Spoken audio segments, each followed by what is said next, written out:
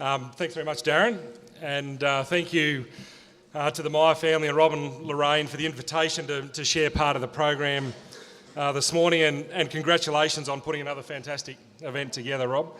It's a huge effort to organise these sorts of events for any industry organisation, let alone a private company, and I think we should all really appreciate the work that's gone into getting it done, so thank you.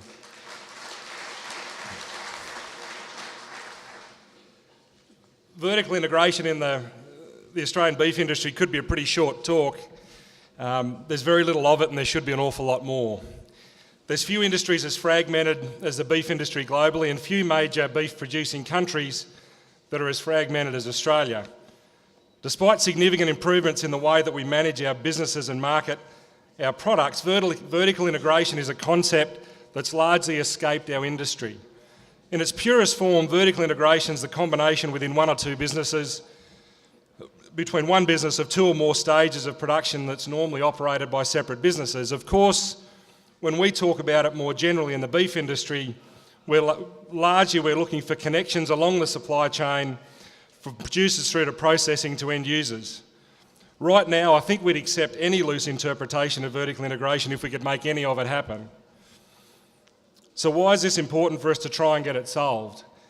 If we look at the last 5 years, and I know that's an eternity as far as performance in agriculture is concerned, given we tend to look at next week, next month and next season.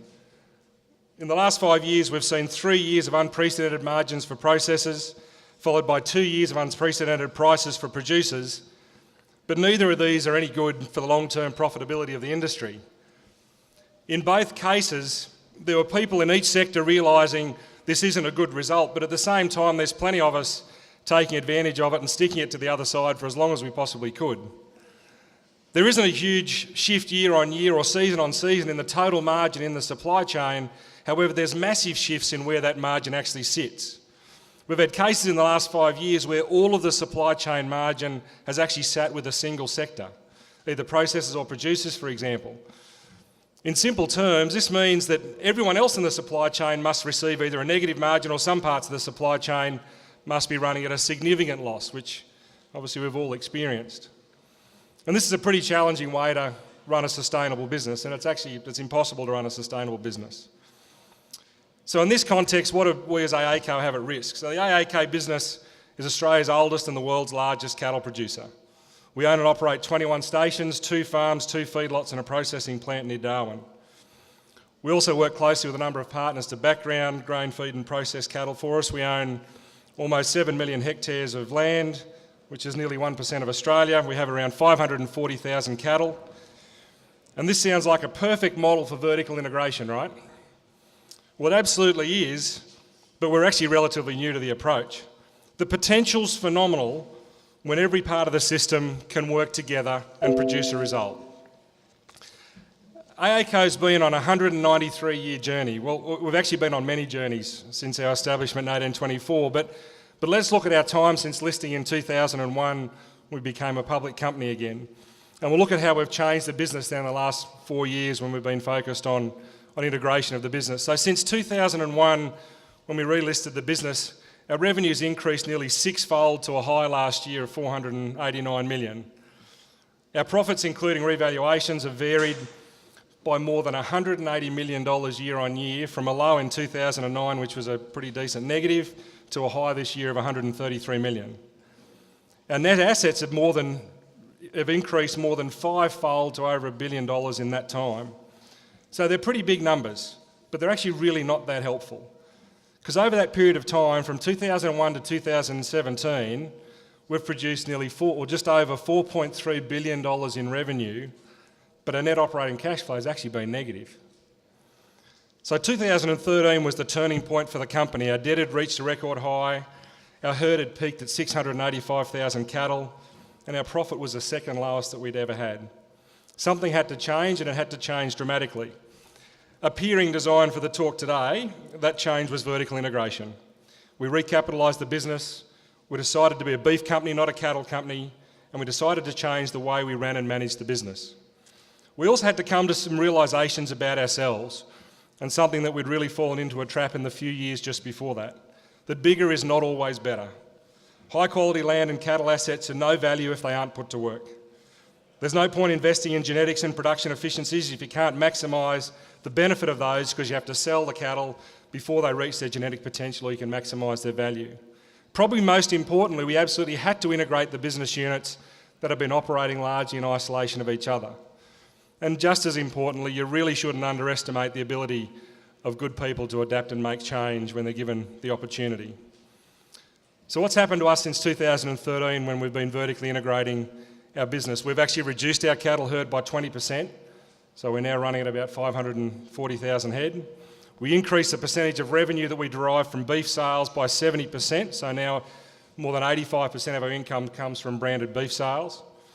We increased our revenue overall by 40%, from 315 to 445 million this last year. Most importantly, we increased our net operating cash flow from a negative in 13 to a positive of just over 29 million this last year, and our statutory profit increased significantly to the 133 this last year. So since 2013, we've showed a number of really key things in our business, that you can actually produce more revenue from less cattle. Our revenue peaked in 2016, and even though our revenue declined by 10% in 2017, we actually improved our profit year on year threefold. So bigger isn't always better. We're now producing more revenue with fewer cattle, and showed you can produce more profit with less revenue. So how have we actually achieved this as a business? We set a plan in place with core pillars that were focused on integrating our supply chains, investing in innovation and technology, and having a focus on branding and marketing, producing a high quality end product. We moved away from the individual business unit decisions to a supply chain based approach where station targets are based on kilograms of production, and we have 1 point of revenue recognition, our price per kilo on branded beef sales. We've assigned every station an operation with a focused specialist role in our supply chain, whether that's for the Wagyu program, the composite breeding program, or for the Brahman program, which is largely pointed to the northern markets. These roles cover everything from specialised bull breeding units to cow-calf production to lot feeding. Our farms now grow inputs for our feedlots and fodder crops to supplement and feed our stations rather than opportunistic cash crops. We've largely stopped selling cattle to other markets. We've significantly reduced the purchases of external cattle. We've reduced our sales to live export and channelled these cattle into our branded beef program. We started forecasting product sales and demand with our customers well into the future, and this has enabled us to make every calf breeding decision with an end market in mind. So when we make a bull breeding decision of which bull is going to be bred with which cow, which set of bulls to which cow herd, we actually, as soon as that decision's made, the market and the future life of all those progeny is actually set in stone. Most importantly, focused on our own cattle supply means that we can realise an increased margin. Owning our animals as far down the supply chain as we possibly can enables us to create and capture the most value possible. Owning our animals right through the supply chain also gives us a point of difference to many other exporters and gives us a lot more control over the end product quality when we can apply our own systems right through the supply chain. So as food producers, the quality and consistency of our product is of the utmost importance in securing the future of our industry. This means we need to get better as an industry at producing consistently tender, flavoursome and juicy beef if we're going to maintain and grow our markets. It's that simple. We need alignment and feedback through the supply chain to facilitate the improvement of our production systems. As someone with a background in meat grading and predicting eat quality, I've got a passion for producing high quality beef, and what we're aiming to do at AACo is produce the highest quality beef in every category that we work with, whether that's from our luxury branded beef that goes into the Wailara brand or to our manufacturing beef that comes out of Livingston. And we've put a lot of work into defining our products based on eating quality and not just carcass specifications that mostly consumers don't understand.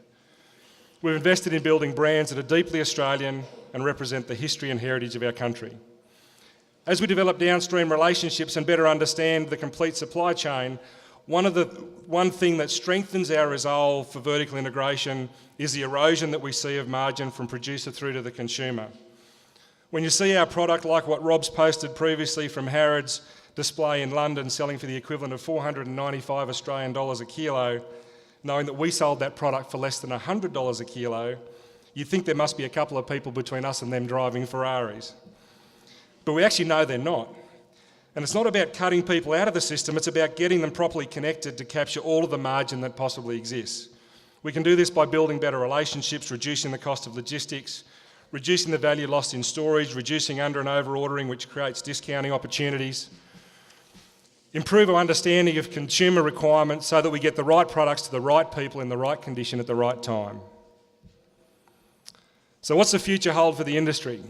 We're really lining up for significant change. If we're going to produce high quality products, get it delivered to these right customers and maximise the value, we really are lining up for significant change. We have to be better aligned, we have to be better integrated right across the supply chain. And if you don't think we're up for change, ask a taxi licence holder what they think of Uber, a suburban hotel owner what they think of Airbnb, and the owners of Fairfax what they think of Facebook.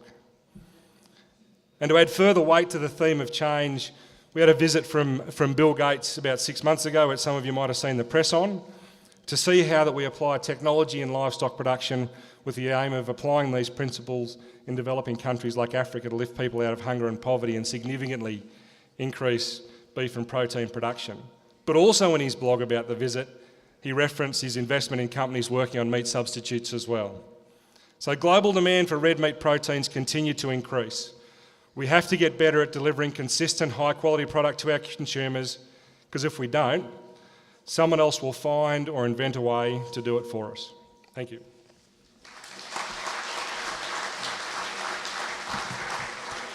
Thank you very much, Jason.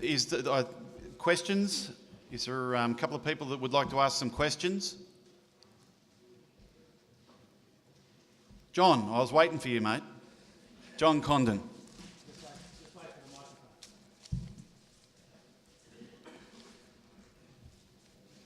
Thank you. John Condon from Beef Central. Jason, interested in your comments about the movement up and down the value chain in terms of margin. And we've seen some enormous swings in the last 3 or 4 years. I'm interested, do you have any indication where that value may rest next year and the year after that in terms of which sectors benefit and which ones don't? That would be worth some money, wouldn't it? So no. But all we do know is that the way we're currently structured, it's going to move, and it's going to move substantially. And in Australia, what drives the move in that margin is purely supply and demand. We're about the most extreme case of a supply and demand product and market that you can ever find. If there's one more cow, the price goes down. If there's one less cow, the price goes up. And I don't want to sound oversimplistic, but that's the problem. And there's no connection. We've got about 10 chunks of the supply chain, and there's only about 2 of those that have any real connection through to the end value of the product. So there's only one group of people who actually create the true value, which is the punters who pay for it when they eat it. But there's very, very little connection between a backgrounder and a feedlotter to the value of the product that goes to a consumer in Singapore, or between a feedlotter and a processor, or between a cow-calf producer and a backgrounder. It's trading a product which just happens to be a cow. And until we find some better way to connect those things, and as a business, I think we have an opportunity to do some of that because we have some critical mass in product and size, and we've made some investments downstream. And it's fascinating to see the feedback we get, that as we were selling a lot of cattle 3 or 4 years ago when processors were making a killing, people saying, you guys should have built a processing plant. So we built a processing plant. And the cow prices go up, and I say, what'd you build a processing plant for? You should have been selling cows. Now, we actually made a profit both times. And isn't that actually the point? I think our industry is driven by how do I set myself up to possibly be in a position where if the price goes up, I might be able to maybe capture that highest price if I turn up at the sale at the right time at the right day? Shouldn't our question be, how do I set up a system to make a profit? So when we're trying to sell an animal, the question shouldn't be, what's the price, the market price on the day that I can maximise the value for? Shouldn't the question be, how do I actually get a price which provides me with a consistent margin and profit for my animal? And until we can make that sort of maturity leap as an industry, then we're really going to struggle, and the prices and the margins are going to continue to charge up and down the supply chain. And I guess that's, from a business point of view, what we're trying to do with our company, is trying to set ourselves up to have consistent, high-quality returns for the business and for our investors. Just one more over here.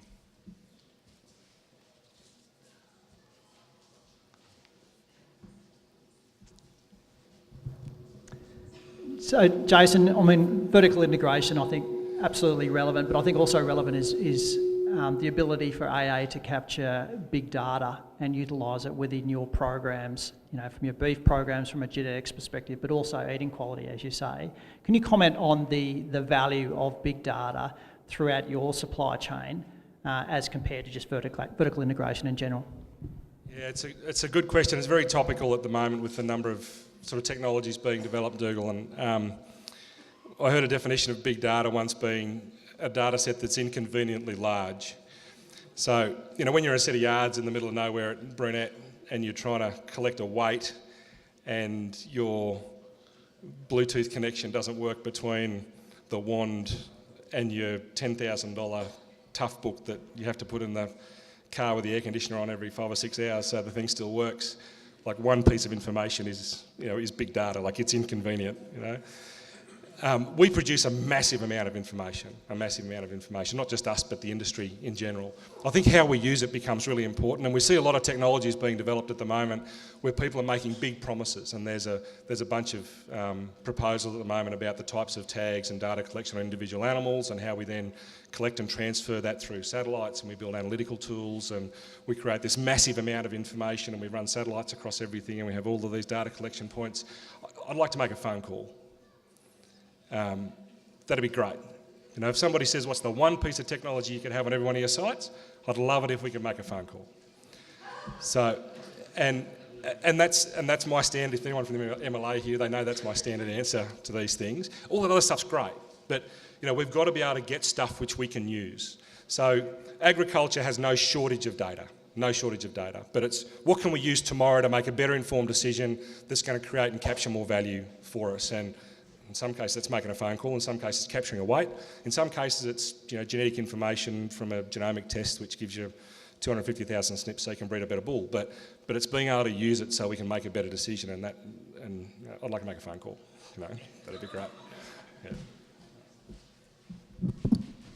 Jason, on behalf of Bugle Bar Pastoral Company, we're delighted that you've taken the time out today to come and share your experiences in the industry. You've certainly had a lifetime of experience from a genetic point of view, right through to running the largest operation in the country, and certainly one of the largest beef cattle herd in the world. So thank you very, very much for taking your time here today to share your thought-provoking ideas and comments. I think there's a lot to take home from what you've said today. And on behalf of all of us here, thank you for coming. Cheers. Thanks, mate.